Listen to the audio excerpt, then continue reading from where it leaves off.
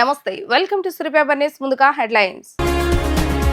శాంతి భద్రతల అంశంపై అసెంబ్లీలో స్వల్పకాలిక చర్చలో పాల్గొన్న ముఖ్యమంత్రి చంద్రబాబు నాయుడు గత పాలకులు పెట్టిన అక్రమ కేసులో కూటమి నాయకులందరూ బాధితులని వ్యాఖ్య. ఇంద్రకీలాద్రి క్యూ లైన్లను పరిశీలించిన ఎన్టీఆర్ జిల్లా కలెక్టర్ లక్ష్మీష సామాన్య భక్తులకు పెద్దపీట వేస్తామని వెల్లడి. అనెక్స్ భవనాన్ని ప్రారంభించిన శాసనసభాపతి చింతకాయల అయ్యన్న పాత్రుడు గత ప్రభుత్వంలో నిర్లక్ష్యానికి గురైన ఈ భవనాన్ని అన్ని హంగులతో నిర్మించడం జరిగిందని వ్యాఖ్య. గత ప్రభుత్వ హయాంలో ప్రజాస్వామ్యం గురించి పోరాడిన వారందరిపైన కేసులు పెట్టారని ముఖ్యమంత్రి నారా చంద్రబాబు నాయుడు తెలిపారు. స్పీకర్ అయ్యన్న పాత్రుడిపైన అత్యాచార యత్నం కేసులు పెట్టారన్నారు. ప్రస్తుతం ముఖ్యమంత్రి, స్పీకర్, డిప్యూటీ స్పీకర్, మంత్రులు, ఎమ్మెల్యేలు అందరూ గత పాలకులు పెట్టిన అక్రమ కేసుల బాధితులని ఆయన చెప్పుకొచ్చారు. ఏపీ శాసనసభలో శాంతి భద్రతల అంశంపై స్వల్పకాలిక చర్చల్లో ముఖ్యమంత్రి చంద్రబాబు నాయుడు పాల్గొన్నారు. శాంతి భద్రతలు, సామాజిక మాధ్యమాల అంశంపై సీఎం ప్రసంగించారు. ఈ సందర్భంగా ముఖ్యమంత్రి చంద్రబాబు నాయుడు మాట్లాడుతూ తనపై 17 కేసులు పెట్టి వేధించారని, ఇది అరాచకానికి పరాకాష్ట అంటూ ఫైర్ అయ్యారు. యువగళం పాదయాత్ర ద్వారా మంత్రి లోకేష్ ప్రజలు కలిస్తే కేసులు పెట్టారని, అంగుళూరులో గత పాలకులపై దాడి చేసి తిరిగి నాపైన కేసులు పెట్టారని గుర్తు చేశారు. ప్రజలతో మాట్లాడేందుకు సమావేశాన్ని ఏర్పాటు చేసుకుంటే కరెంటు తొలగించి వేధించారని ఆయన మండిపడ్డారు. అప్పుడు మంత్రులుగా ఉన్న అచ్చెన్నాయుడు, కొల్లు రవీంద్ర, బీసీ జనార్దన్ రెడ్డి, సీనియర్ నేత ధూళిపాల నరేంద్ర, జేసీ ప్రభాకర్ రెడ్డి, పులివర్తి నాని, నిమ్మల రామానాయుడు, దేవినేని ఉమా, బీటెక్ రవి, కూన రవి ఇలా నేతలపై కేసులు పెట్టారని తెలిపారు. గత ప్రభుత్వ హయాంలో అందరిపైన కేసులు వేధింపులే అని అన్నారు. రఘురామకృష్ణరాజును అరెస్టు చేసినప్పుడు తమకు నిద్ర లేకుండా పోయిందని, అప్పటి దారుణాలను సీఎం వివరించారు. అమరావతి రైతులు రాజధాని కోసం పోరాడుతుంటే స్నానాలు చేసే బాత్రూమ్ రూములపై డ్రోన్లు ఎగరేస్తారని ఆగ్రహాన్ని వ్యక్తం చేశారు. 1924 జరిగినటువంటి హ్యూమిలియేషన్, జైలుకు పోయిన వాళ్ళు, తప్పుడు కేసులు పెట్టించుకున్న వాళ్ళు, రాష్ట్రాన్ని వదిలిపెట్టిపోయిన వాళ్ళు ఒక్కరు కాదు అధ్యక్ష. ప్రజాస్వామ్యాన్ని కాపాడాలి అని మాట్లాడిన వాళ్ళందరూ కూడా బాధితులే. ఈరోజు ఇక్కడ స్పీకర్ గారు ఉన్నారు. ఆయన్నైతే నాకు బాగా జ్ఞాపకం, అయ్యన్న పాత్రుడు గారిని. కడాన ఆయన పైన పెట్టిన కేసు అటెంప్ట్ రేప్. ఈ వయసులో ఆయన పైన దట్ ఈస్ ది ట్రీట్మెంట్. ఆయన ఇంటి దగ్గర అయితే ఎంత భయంకరంగా ప్రయత్నం చేశారంటే, ఇక్కడ ఉండే వాళ్ళందరికంటే 5 సంవత్సరాలు ప్రతి ఒక్క కేసుని ప్రత్యక్షంగా మానిటర్ చేసి, మళ్ళీ నిద్రలేని రాత్రులు, మళ్ళీ వీళ్ళు జైలుకు పోతే బయట వచ్చే వరకు ఇదే పని. అడ్వకేట్స్ డబ్బులు లేకపోతే అప్పులు చేసి కేసులు కూడా వాదించిన పరిస్థితి. ఇలాంటి అనేక అప్ టు సుప్రీంకోర్టు లాయర్స్ అధ్యక్ష అవన్నీ చేశాం. ఇప్పుడు స్పీకర్ గారు బాధితుడే, డిప్యూటీ స్పీకరు బాధితుడే, ముఖ్యమంత్రి బాధితుడే, ఎక్కువండే డిప్యూటీ ముఖ్యమంత్రి బాధితుడే, ఎక్కువండే శాసనసభ్యులు బాధితులే, మంత్రులు బాధితులే. ఎప్పుడు అధ్యక్ష నా మీద ఎవరు కేసులు పెట్టాలంటే భయపడతారు, ఎందుకంటే నేను ఏ తప్పు చేయను కాబట్టి. నా విశ్వాసం ఏంటంటే, నేను తప్పు చేయను, లీగల్గా టెక్నికల్గా పర్ఫెక్ట్గా ఉంటాను. ఎవడైనా తప్పు చేస్తే మాత్రం వాడి గుండెల్లో రైళ్లు బరిగి తీర్చే వరకు, వాడు మారే వరకు వదిలిపెట్టను. అది నా పద్ధతి, అది చరిత్ర కూడా. నాకు కూడా దేశ ఆ రోజు ఉండేది. ఎంత భయంకరంగా అంటే, బయట మీరు మాట్లాడుకున్నారు, నేను జైల్లో ఉంటే నాకు వచ్చిన వాళ్ళు చెప్పేవాళ్ళు డ్రోన్స్ పైన ఎగరేసేవాళ్ళు. ఎందుకు ఎగరేసారంటే వేరే బోటు చూడడానికి అని చెప్పేవాళ్ళు. భయంకరమైన వాతావరణం. అప్పుడే పవన్ కళ్యాణ్ కూడా బయలుదేరి హైదరాబాద్ నుంచి వస్తే రానీయకుండా దారంతా అడ్డం పెట్టి ఎక్కడెక్కడో చెప్తే రోడ్డు మీద పడుకొని, తర్వాత బాలకృష్ణ గారు, పవన్ కళ్యాణ్ గారు వచ్చి నన్ను కలిసే పరిస్థితికి వచ్చారు.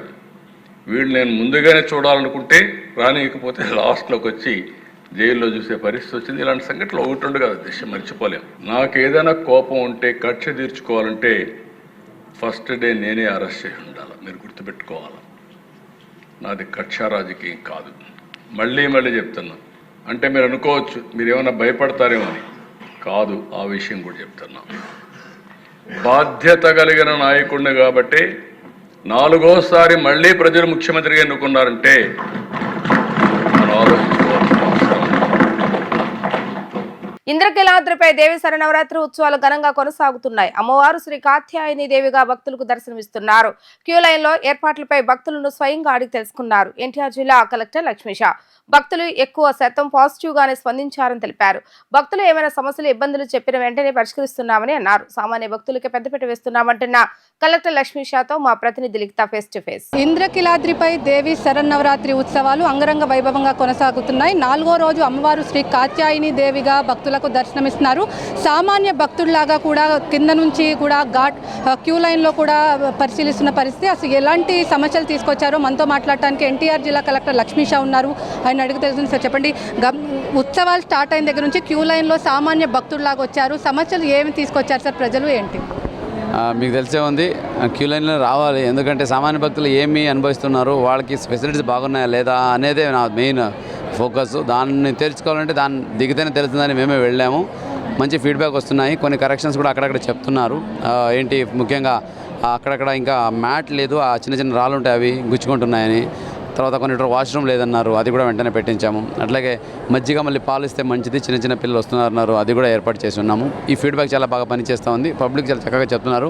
చివరికి ఏమైనా ఇంప్రూవ్ చేయాలంటే సార్ యాక్చువల్లీ బాగుంది, సరే ఇంతకు ముందుకన్నా చాలా బాగా చేస్తున్నారు అని చెప్తున్నారు. మా ఉద్దేశం అలాగే మా ఇంత రోజు చేసిన ప్రిపేర్నెస్ అదే. వచ్చే సామాన్య భక్తులకి ఎక్కడ ఇబ్బంది కలగకుండా వాళ్ళు సంతృప్తితో అమ్మవారి దర్శించుకొని ఇంటికి వెళ్ళాలనేది. సో అదే ఇప్పుడు జరుగుతూ ఉంది. ఈరోజు 4వ రోజు, ఇంకా రానున్న 7 రోజులు కూడా ఇదే ప్రకారంగా చేసి ఎక్కడ కూడా ఇబ్బంది లేకుండా ప్రత్యేకమే అంటే అన్ని డిపార్ట్మెంట్ సమన్వయంతో, ముఖ్యంగా మీకు తెలిసే ఉంది endowment department, police department, revenue department, అలాగే మున్సిపాలిటీ డిపార్ట్మెంటు, అలాగే ఇతర అనుబంధ రంగాలు అయితే ఉన్నాయో అందరినీ సమన్వయం చేసుకుంటూ అన్ని చక్కగా ఏర్పాట్లు చేయడం జరిగింది. ఇప్పటివరకు చాలా చక్కగా జరుగుతూ ఉంది. ఇలా ముందు కూడా బాగా జరుగుతుందని ఈ సందర్భంగా భావిస్తున్నాను. మిగతా మీడియా మిత్రులకి అలాగే విఐపీలు కూడా రిక్వెస్ట్ ఏంటంటే విఐపీస్కి టైం కేటాయించడం జరిగింది. ఇప్పుడు ఒక 3 రోజుల తర్వాత మనం మళ్ళీ ఫీడ్బ్యాక్ తీసుకొని కొన్ని ఆల్టరేషన్ చేయడం జరిగింది. దాంట్లో ముఖ్యంగా ఏంటంటే ఉదయం విఐపీ ప్రోటోకాల్ దర్శనాలు ఉదయం 5 గంటల నుంచి 6 గంటల వరకు, మధ్యాహ్నం 3 నుంచి 4 గంటల వరకు, సాయంత్రం 8 గంటల నుంచి 9 గంటల వరకు పెట్టడం జరిగింది. కాబట్టి దయచేసి అది ఎలిజిబుల్ విఐపీస్ కూడా ఈ రిక్వెస్ట్ని పాటిస్తూ దయచేసి అదే టైంలో వస్తే సామాన్య భక్తులకు ఎక్కడ ఇబ్బంది కలగకుండా ఉంటుంది. అలాగే మీకు కూడా మంచి దర్శనం జరుగుతాయని చెప్తున్నాను. Thank you. కాత్యాయని దేవి అమ్మవారిని ఎప్పుడు 10 సంవత్సరాలకు ఒకసారి వస్తుంది, కానీ భక్తులు ఇప్పటి వరకు ఎంతమంది వచ్చి ఉన్నారు? ఫుట్ఫాల్ ఎంత ఉంది? అదే అమ్మా, ఇప్పుడు చూసుకుంటే ఈరోజు ఎక్కువ ఉంది అమ్మా. ఈరోజు అంటే 4వ రోజు అమ్మవారు కాత్యాయని అమ్మవారి రూపంలో దర్శనం ఇస్తున్నారు. ఇది 10 సంవత్సరాలు ఒకసారి వస్తుందంట, ఇప్పుడే పండితులు చెప్పారు. అది పబ్లిక్లో అడుగుతుంది, వాళ్ళు కూడా చెప్తున్నారు. అందుకే చాలామంది తరలి వస్తున్నారు. దానికి తగ్గట్టు ప్రిపరేషన్ చేసాము. ఇప్పటికే చూసుకుంటే 30,000 మంది వచ్చి వెళ్ళిపోయారు. ఈరోజు ఇంకా ఎక్కువ వచ్చే అవకాశం ఉంది. దానికి తగ్గట్టుగా అన్ని ఏర్పాట్లు అయితే చేస్తున్నాము. ఎక్కడ కూడా ఇబ్బంది లేకుండా వచ్చే భక్తులకి మంచి అనుభూతితో మంచి చక్కగా దర్శనం అయ్యేలాగా ప్రయత్నిస్తున్నాం. సార్ నెక్స్ట్ వచ్చే రోజు వీకెండ్స్ తర్వాత మూలా నక్షత్రం, సీఎం గారి షెడ్యూల్ కూడా ఉంది. వాటికి తగ్గట్టు ఎలాంటి ఏర్పాట్లు చేస్తారు? అంటే డ్రోన్స్, అదేవిధంగా సీసీ కెమెరాలు కూడా ఇప్పుడు కొత్తగా మంచి ఫీడ్బ్యాక్ కూడా వస్తుంది. చైల్డ్ ట్యాగింగ్ ఏదైతే మీరు పెట్టారో చాలా పాజిటివ్ రెస్పాన్స్ కూడా వస్తుంది. ఎలా ఫీల్ అవుతున్నారు? అన్ని ఇంటర్వెన్షన్స్ మెయిన్లీ భక్తులకి అసౌకర్యం ఎక్కడ కలగకుండా అందరూ సంతృప్తిగా వెళ్ళాలని. ఇప్పుడు ఆ చిన్నపిల్లలు తప్పిపోయి నా తల్లితో మాట్లాడాను. ఏమో ఎలాగ అనిపించింది, భయమైందా అంటే, సార్ ఎందుకు సార్ భయం, ఫస్టే ట్యాగ్ కట్టారు మా బాబుకి, ఎందుకు కడతారులే అనుకున్నాను. కానీ మా పిల్లడు మిస్ అవ్వగానే నాకు ఫస్ట్ మైండ్కి వచ్చింది ట్యాగ్ ఉంది కాబట్టి మరోని పట్టుకుని ఇస్తారులే అని ధైర్యంగా ఉన్నాను సార్ అని చెప్తున్నారమ్మా. అంటే అది very good, like it's a confidence వాళ్ళకి. లేకపోతే మీకు తెలిసే ఉంది, ఒక పిల్లడు తప్పిపోతే ఆ తల్లి ఎంత ప్యానిక్ గురవుతుందో, ఎంత ఇబ్బంది పడుతుందో. సో అవన్నీ ఇప్పుడు ఆగాయి. తర్వాత వచ్చే మూలా నక్షత్రం కావాల్సిన అన్ని ఏర్పాట్లు, ముఖ్యంగా 3 లక్షల వరకు మందికి వచ్చే అవకాశం ఉంది. అన్ని కావాల్సిన ఏర్పాట్లు అలాగే బందోబస్తు అన్నీ రెడీగా ఉన్నాయేమో, వీఆర్ రెడీ. థ్యాంక్స్. మొత్తం మీద చూసుకున్నట్లయితే ఇంద్రకీలాద్రిపై దేవి శరన్నవరాత్రి ఉత్సవాల్లో కాత్యాయని దేవి అమ్మవారిని దర్శించుకోవడం చాలా ఆనందంగా ఉంది. రానున్న రోజుల్లో కూడా భక్తులకు ఎలాంటి ఇబ్బందులు లేకుండా కూడా అన్ని ఏర్పాట్లు చేశారు. మొత్తం మీద ఫుట్ఫాల్ చూసుకుంటే ఇప్పటి వరకు 30,000 మంది ఉన్నారు. అదేవిధంగా సామాన్య భక్తులకే పెద్దపీట వేసేందుకు కూడా తమ ప్రభుత్వం, అదేవిధంగా కూటమి ప్రభుత్వం, జిల్లా యంత్రాంగం యొక్క లక్ష్యం అని చెప్పి కూడా ఇక్కడ ఎన్టీఆర్ జిల్లా కలెక్టర్ లక్ష్మీష చెప్తున్నారు. ఇది ఇక్కడ ఉన్న పరిస్థితి. వీడియో జర్నలిస్ట్ శ్యామ్తో లిఖిత, వీడియోచల్ న్యూస్, ఇంద్రకీలాద్రి నుంచి. ఆంధ్రప్రదేశ్ రాష్ట్ర శాసన వ్యవస్థ ప్రాంగణంలో నిర్మించిన అనెక్స్ భవనాన్ని రాష్ట్ర శాసన సభాపతి చింతకాయల అయ్యన్నపాత్రుడు, మంత్రుల పయ్యావుల కేశవ్, పి నారాయణలతో కలిసి ప్రారంభించారు. గత ప్రభుత్వంలో నిర్లక్ష్యానికి గురైన ఈ భవనాన్ని అన్ని హంగులతో కేవలం 3,57,00,000 రూపాయలకే నిర్మించడం జరిగిందని తెలిపారు. ఆంధ్రప్రదేశ్ రాష్ట్ర శాసన వ్యవస్థ ప్రాంగణంలో నిర్మించిన అనెక్స్ భవనాన్ని రాష్ట్ర శాసన సభాపతి చింతకాయల అయ్యన్నపాత్రుడు, మంత్రులు పయ్యావుల కేశవ్, పి నారాయణలతో కలిసి ప్రారంభించిన అనంతరం అసెంబ్లీ మీడియా పాయింట్లో స్పీకర్ మాట్లాడుతూ గత ప్రభుత్వంలో నిర్లక్ష్యానికి గురైన భవనాన్ని అన్ని హంగులతో పునరుద్ధరించేందుకు సుమారు 5 కోట్ల రూపాయలు వ్యయం అవుతుందని అంచనా వేగా ఈ టెండరింగ్ విధానం ద్వారా కేవలం 3,57 లక్షల రూపాయలకే నిర్మించడం జరిగిందని తెలిపారు. ఈ భవనం గ్రౌండ్ ఫ్లోర్ మీడియా సమావేశాలకు వీలుగా సుమారు 100 మంది మీడియా ప్రతినిధులు కూర్చునే విధంగా మీడియా హాల్, ఈ హాల్ను ఆనుకుని డైనింగ్ హాల్, కిచెన్ నిర్మించారని అన్నారు.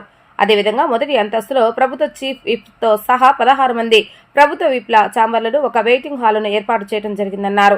ఈ భవనంలో నిర్మాణాలను సకాలంలో కల్పించేందుకు రాష్ట్ర మున్సిపల్ పరిపాలన, పట్టణాభివృద్ధి శాఖ మాత్యులు పి. నారాయణ, రాష్ట్ర ఆర్థిక మరియు శాసనసభ వ్యవహారాల శాఖ మాత్యులు పయ్యా లోకేష్ ఎంతో సహకరించారని, అదేవిధంగా assembly secretary general Suryadevara Prasanna Kumar, CID అధికారులు నిరంతరం పర్యవేక్షించారని వారందరికీ కృతజ్ఞతలు తెలియజేస్తున్నట్లుగా స్పీకర్ అయ్యన్న పాత్రుడు పేర్కొన్నారు. మరి ఈరోజు ఇంతగా సెక్రటరీ గారు చెప్పినట్టు నిర్లక్ష్యానికి గురైనటువంటి భవనం ఈ భవనం. ఈ భవనాన్ని వాడుకలోకి తీసుకురావాలనే ఉద్దేశంతో ఆలోచించి మన నారాయణ గారు మినిస్టర్ గారు, కేశవ్ గారు మినిస్టర్ గారితో సమర్థించారు కదా, ఇది పూర్తి చేయాలనే ఉద్దేశంతో మనకి చీఫ్ విప్ కానీ వీళ్ళంతా ఉన్నారు, వారికి కూడా రూమ్స్ ఉండాలి కాబట్టి ఒక ప్లాన్ ప్రకారంగా నీట్గా చేయాలని ఆలోచనతో టేకప్ చేయడం జరిగింది. మరి ముందుగా ఈ కార్యక్రమం విజయం అయిందంటే కారణం ఫైనాన్స్ మినిస్టర్ గారు, మున్సిపల్ మినిస్టర్ గారు, వారికి మనస్ఫూర్తిగా ధన్యవాదాలు తెలియజేస్తున్నాను. అంతేకాకుండా దీనికి సుమారు 5 కోట్ల రూపాయలు ఖర్చు అవుతుందని చెప్పి అనుకున్నాం మేము. అయితే 3,57 లక్షల రూపాయలతోటి పూర్తి చేయడం జరిగింది. పైన రూమ్స్ కానీ మీడియా పాయింట్ కూడా ఉంటే బాగుంటుందని చెప్పి దీనికి కూడా పక్కన క్యాంటీను ఇవన్నీ కూడా చేయడం కోసం చెప్పి పూర్తి చేయడం జరిగింది. అలాగే పైన 16 ఛాంబర్స్ పెట్టాం, ఇప్పుడే మీరు చూశారు. ఈ విషయంలో నిర్మాణం చేపట్టిన విషయంలో పూర్తిగా నారాయణ గారు అయితే నేను లేకపోయినా 2-3 సార్లు చూసి వెళ్ళాడు, నేను ఊళ్ళో లేనప్పుడు కూడా. అంత శ్రద్ధ తీసుకొని దీనికి నిర్మాణం చేసినటువంటి నారాయణ గారికి, సహకరించిన నారాయణ గారికి, అలాగే ఫైనాన్స్ మినిస్టర్ గారికి కూడా మనస్ఫూర్తి ధన్యవాదాలు తెలుపుకుంటూ, అలాగే మీడియా వారికి కూడా ఇక్కడ కావాల్సిన సదుపాయాలన్నీ కూడా ఏర్పాటు చేయాలని చెప్పి అనుకుంటున్నాం. సిట్టింగ్కి మీకు నోట్స్ రాసుకోవడానికి కానీ కూర్చోవడానికి కానీ అన్నీ ఏర్పాటు చేయాలని, ఇంకా చేయవలసి ఉంది. ఫర్నిచర్ అయితే తీసుకోవాల్సిన అవసరం ఉంది. ఇమీడియట్లీ అది కూడా చేసి మీకు కూడా ఇబ్బంది లేకుండా చేయడం కోసం ప్రయత్నం చేస్తామని చెప్పి ఈ సందర్భంగా మనం చేస్తూ, మరి ఈరోజు మా అందరికీ కూడా ఆనందదాయకమైన విషయం, వారికి పూర్తిగా సహకరించినటువంటి అలాగే జిఐడి స్టాఫ్ కానీ మున్సిపల్ స్టాఫ్ కానీ అందరూ. విజయనగరం ఎంపీ అప్పలనాయుడు ఆదర్శనీయమైన చర్య ప్రజలకు, ప్రజాప్రతినిధులకు ఎంత దగ్గరగా ఉండొచ్చు, వారి సమస్యలను ఎలా తెలుసుకోవచ్చో విజయనగరం పార్లమెంట్ సభ్యుడు అప్పలనాయుడు వివరించారు. కనకదుర్గమ్మ దర్శనం కోసం కొండ కింద నుండి నడుచుకుంటూ వచ్చారు. ఆయన సాధారణ భక్తులతో కలిసి క్యూలైన్లో నిలబడి అమ్మవారిని దర్శించుకున్నారు. ఇది ఇతర ప్రజాప్రతినిధులకు, విఐపీలకు ఆదర్శం. భక్తుల కష్టాలు అడిగి తెలుసుకున్నారు ఆయన. దర్శనానంతరం ఎంపీ అప్పలనాయుడు మీడియాతో మాట్లాడుతూ భక్తుల కష్టాలను వివరించారు.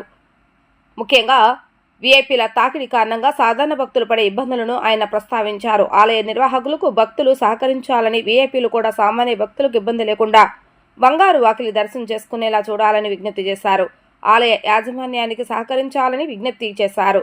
ఆలయ యాజమాన్యం సాధారణ భక్తులకు న్యాయం చేయడంలో ఇబ్బందులు పడుతుందని ఆయన గమనించారు.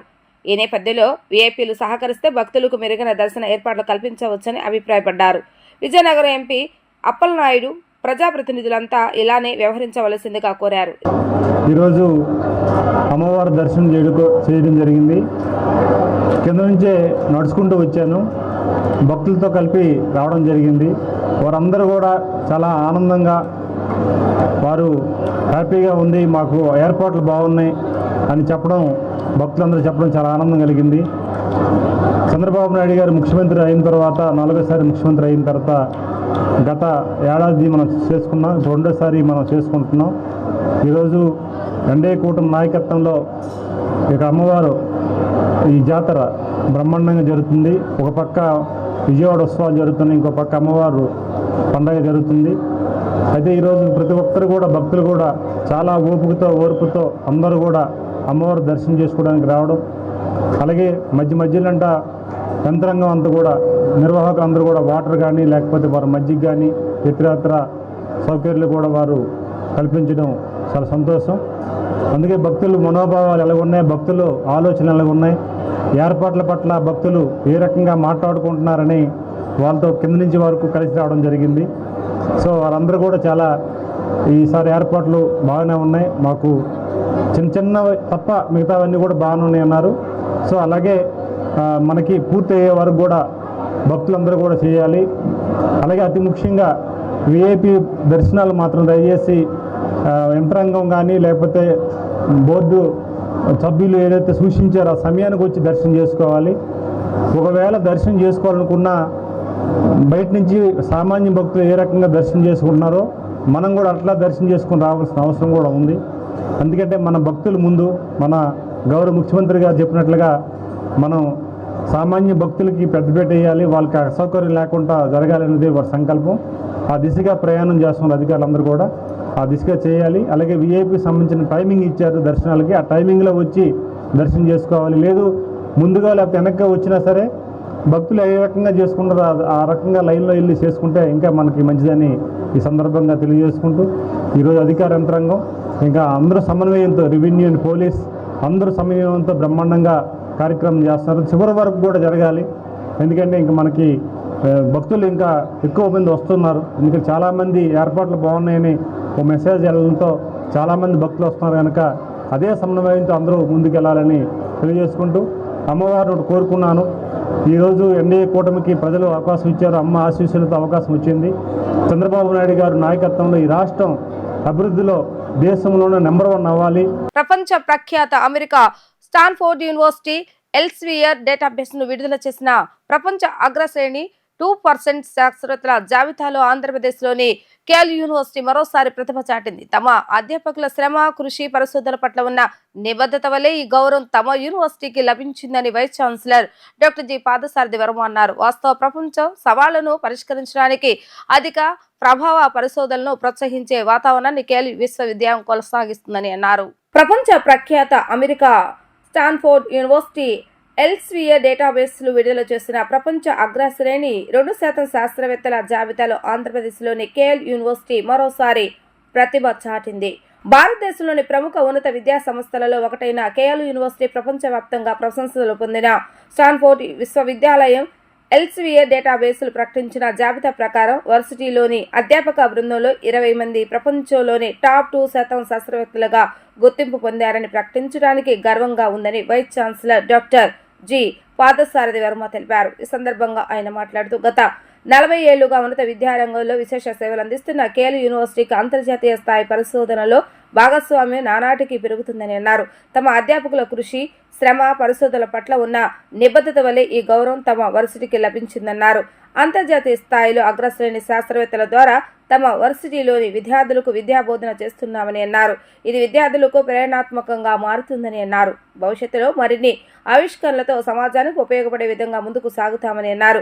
కెరీర్లో ఉత్తమ ర్యాంకింగ్ను సాధించేందుకు doctor BTP Madhav, doctor Santosh Kumar, doctor M Nageswara, doctor Ragni Singh, doctor Gandharba Swain, doctor M Janaki రామయ్యను ప్రత్యేకంగా ప్రశంసించారు. Doctor Hasani Ahmed, doctor S Shanmugan, doctor Zia Ur Rehman, doctor D Venkataratnam, doctor Arpit Jain, doctor Challa Santosh, doctor Mahmooda, doctor Atul Kumar, doctor SRR Reddy, doctor B Usharani, doctor పిఆర్ంజన్ సమల్, డాక్టర్ అతుల్ భట్టాడ్ను 2% జాబితాలో ప్రకటించినందుకు ఈ సందర్భంగా అభినందించారు.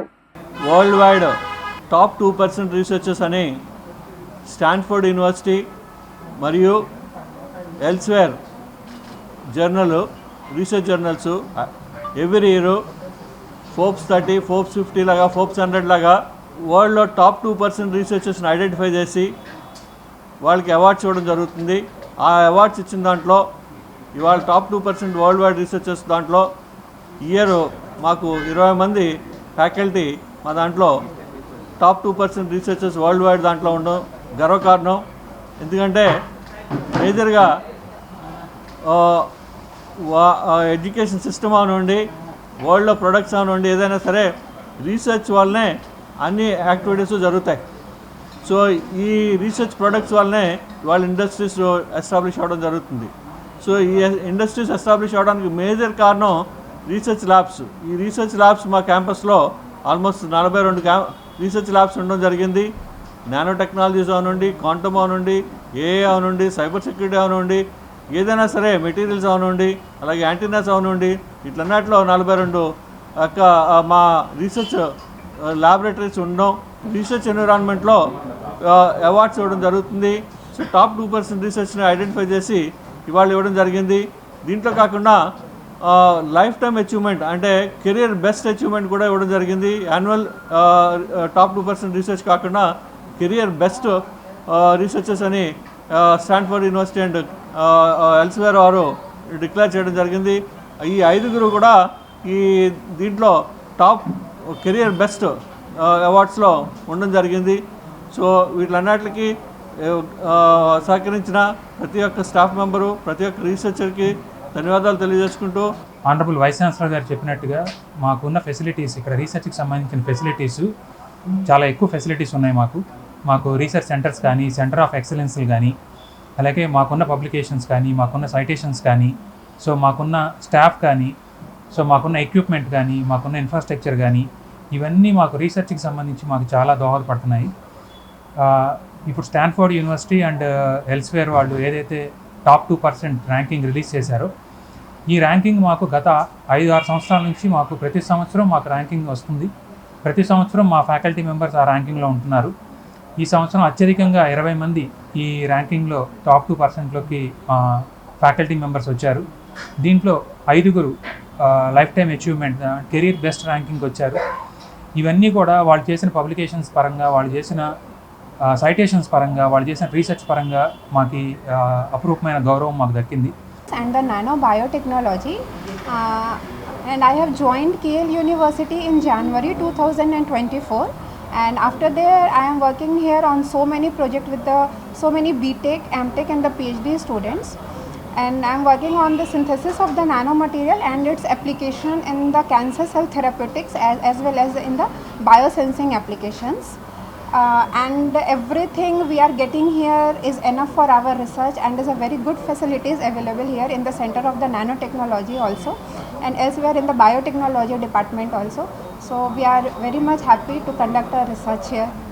Thank you so much. తనని చైర్మన్ గా ప్రకటించడం సంతోషంగా ఉందని దుర్గగుడి చైర్మన్ బొర్రా గాంధీ అన్నారు. త్వరలోనే బోర్డు సభ్యులను ప్రకటిస్తారని అన్నారు. ఏర్పాట్లు చాలా అద్భుతంగా ఉన్నాయని తెలిపారు. తనని దుర్గగుడికి చైర్మన్ గా ప్రకటించిన ముఖ్యమంత్రి చంద్రబాబు నాయుడుకు ధన్యవాదాలు తెలియజేశారు. త్వరలో ప్రమాణ స్వీకారం చేస్తామంటున్న దుర్గగుడి చైర్మన్ బొర్రా గాంధీతో మా ప్రతినిధి లిఖిత ఫేస్ టు ఫేస్. ఇంద్రకిలాద్రిపై దేవి శరన్నవరాత్రి ఉత్సవాలు అంగరంగ వైభవంగా కొనసాగుతున్నాయి. అమ్మవారు శ్రీ కాత్యాయని దేవిగా భక్తులకు దర్శనమిస్తున్నారు. ప్రస్తుతం ఇప్పటికే దర్శనం చేసుకొని వచ్చారు దుర్గగుడి నూతన చైర్మన్ బొర్రా గాంధీ. ఆయన అడిగి తెలుస్తున్నాం. సార్ చెప్పండి, ఏర్పాట్లు ఎలా ఉన్నాయి, ఏంటి? ఓం శ్రీ కనదుర్గా నమః. మరి ఈరోజు మనం 4వ రోజు శ్రీ కాత్యాయనిదేవి అవతారం ఆమె దర్శనమిస్తున్నామే. భక్తులు మరి చాలా ఇంపార్టెంట్ అయిన ఇవాళ ఆమె అవతారం కాబట్టి తరలి వస్తున్నారు పొద్దున్నుంచి విపరీతంగా. ఎందుకంటే వాళ్ళు ఎంతోమంది వాళ్ళ కొన్ని వేల లక్షల మంది పుస్తకాలు చదువుతారు కాబట్టి ఆ యొక్క ప్రాముఖ్యత పురాణాలు చదువుతున్నాయి. ఆమె ఈక్వల్ టు దుర్గాదేవి. మరి ఆమె సహాయంతో విజయం సాధించింది. ఆమె బ్యాకింగ్ ఉండే చేయించింది, ఆమె హెల్ప్ చేసింది అనే ఉద్దేశంతో. దానికోసం ఆమెను చూడాలి.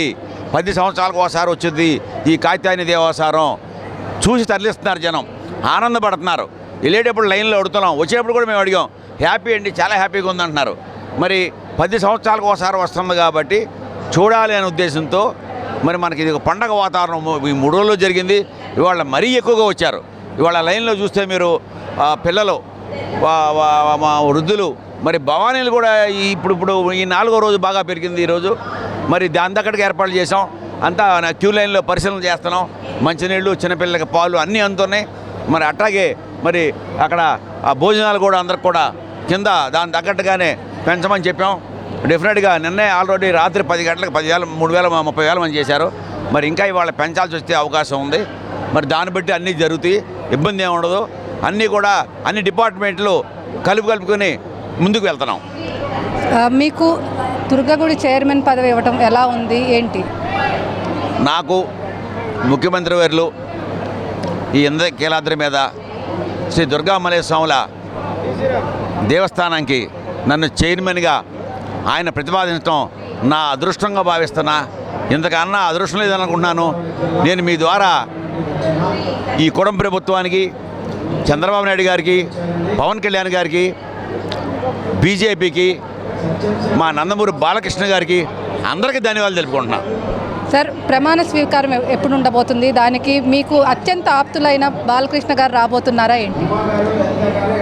బాలకృష్ణ గారు మరి చాలా బిజీగా ఉంటారు. ఆయన ఆ రోజు ఉన్న పరిస్థితులను బట్టి అది తెలుసుద్ది. కానీ అతి త్వరలో బాలకృష్ణ గారి దర్శనానికి రాబోతున్నారు. Thank you sir. మొత్తం మీద చూసుకున్నట్లయితే ఇంద్రకీలాద్రిపై కాత్యాయని దేవి అమ్మవారిని దర్శించుకోవడం చాలా ఆనందంగా ఉంది. వేల మంది క్యూ లైన్లో భక్తులు కూడా వస్తున్న నేపథ్యంలో క్యూ లైన్లకు ఎలాంటి ఇబ్బందులు లేకుండా కూడా అన్ని ఏర్పాట్లు చేసినామని చెప్పి తాను ఇటు దుర్గగుడి చైర్మన్గా బాధ్యతలు స్వీకరించడం తనకు ఎంతో సంతోషంగా ఉందని చెప్పి కూడా ఇక్కడ బొర్రా గాంధీ చెప్తున్న పరిస్థితి. ఇది కూడా ఉన్న పరిస్థితి. వీడియో జర్నలిస్ట్ శ్యామ్తో లిఖిత, డిజిటల్ న్యూస్, ఇంద్రకీలాద్రి నుంచి. హిరణ్యవర్ణం హరినామ్ అంటూ అమ్మవారిని భక్తులు విశేషంగా అర్చిస్తుంటారు. దసరా నవరాత్రుల వేళ బెజవాడ దుర్గమ్మకు పద్మప్రియే, పద్మిని, పద్మహస్తే, పద్మాలయే అంటూ పూజలు చేస్తున్నారు. దుర్గమ్మ అనుగ్రహం కోసం కుంకుమార్చనలు, లలిత సహస్రనామ పారాయణలు చేస్తున్నారు. బెజవాడ దుర్గమ్మకు పసుపు కుంకుమలంటే ఎంతో ప్రీతికరం. అందుకే అమ్మవారి ఆరాధనలు, కుంకుమ పూజలకు ఎంతో విశిష్టత ఉంది. శ్రీచక్ర అధిష్టాన దేవతగా ఇంద్రకీలాద్రిపై కొలువుతీరిన దుర్గమ్మ సన్నిధిలో అనునిత్యం కుంకుమ పూజలు జరుగుతూనే ఉంటాయి. దసరా ఉత్సవాల్లో మరింత విశేషంగా ఈ పూజలు ఏర్పాటు చేశారు. ప్రతిరోజు బృందాలుగా సామూహిక కుంకుమ అర్చనలు నిర్వహిస్తున్నారు. మహామండపం 6వ అంతస్తులో ప్రత్యేకంగా 3వ రోజు అన్నపూర్ణాదేవి అలంకరణలో దర్శనమిస్తున్న అమ్మవారి సమక్షంలో ఆలయ అర్చక స్వాములు ఉభయదాతలతో కుంకుమార్చనలు చేయించారు. భక్తులు విశేష సంఖ్యలో కుంకుమ పూజలకు తరలి రావడంతో దేవస్థాన అధికారులు పూజలకు ఏర్పాట్లు చేశారు. అమ్మవారికి కుంకుమార్చన నిర్వహించడం వల్ల మహిళలు ఆజాన్మంతం సకల సౌభాగ్యాలతో దీర్ఘ సుమంగళిగా వర్ధిల్తారని వేద పండితులు వివరించారు. పెద్ద సంఖ్యలో ఉభయదాతలతో పాటు తమ భక్తి ప్రవర్తనలు చాటుకున్నారు. కుంకుమార్చన పాల్గొని అమ్మవారికి ప్రత్యేక పూజలు చేశారు. కాత్యాయనాయ విద్మహే కన్యాకుమారి ధీమహి తన్నో దుర్గే ప్రచోదయాతు. ఈ రోజున మనకి దసరా శరన్నవరాత్రి ఉత్సవాల్లో భాగంగా ఈ రోజున ఈ యొక్క కాత్యాయని అమ్మవారి యొక్క అలంకారంలో మనకి అమ్మవారి దర్శనం ఇవ్వడం జరుగుతుంది. అందులో భాగంగా ఈ రోజున ఈ కాత్యాయని అమ్మవారికి ఇక్కడ 6వ అంతస్తులో కుంకుమార్చన కార్యక్రమాన్ని నిర్వహించి తదుపరి అమ్మవారికి నివేదన, అట్లాగే పంచహారతులు, చతుర్వేద సృష్టి ఈ కార్యక్రమం అంతా కూడా చేయడం జరిగింది.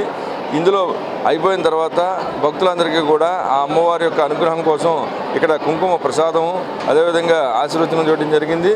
ఈ యొక్క అమ్మవారిని దర్శించినట్లయితే సంతానం లేని వారికి సంతానము, వివాహం కాని వారికి వివాహము, ఇవన్నీ కూడా సత్వరమే జరుగుతాయి. కాబట్టి ఇట్లాంటి కాత్యాయని దేవిని అమ్మవారి యొక్క దర్శనము, అమ్మవారి యొక్క అర్చన మనకి ఎంతో ఉపయోగకరం. కాబట్టి అందరూ కూడా దర్శించి అమ్మవారి యొక్క అనుగ్రహాన్ని పొందాలని కోరుకుంటున్నాం. వార్తలు ముగించే ముందు హెడ్లైన్స్ మరొకసారి.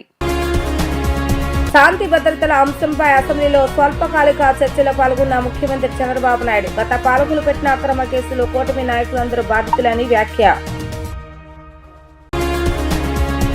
ఇంద్రకీలాద్రిపై క్యూ లైన్లను పరిశీలించిన ఎన్టీఆర్ జిల్లా కలెక్టర్ లక్ష్మీష. సామాన్య భక్తులకు పెద్దపీట వేస్తామని వెల్లడి. అనెక్స్ భవనాన్ని ప్రారంభించిన శాసనసభాపతి చింతకాయల అయ్యన్న పాత్రుడు. గత ప్రభుత్వంలో నిర్లక్ష్యానికి గురైన ఈ భవనాన్ని అన్ని హంగులతో నిర్మించడం జరిగిందని వ్యాఖ్య. ఇవి ఈరోజు వార్తా విశేషాలు. మరలా తిరిగి ప్రసారమయ్యే వార్తలో మళ్ళీ కలుద్దాం. అంతవరకు సెలవు. నమస్కారం.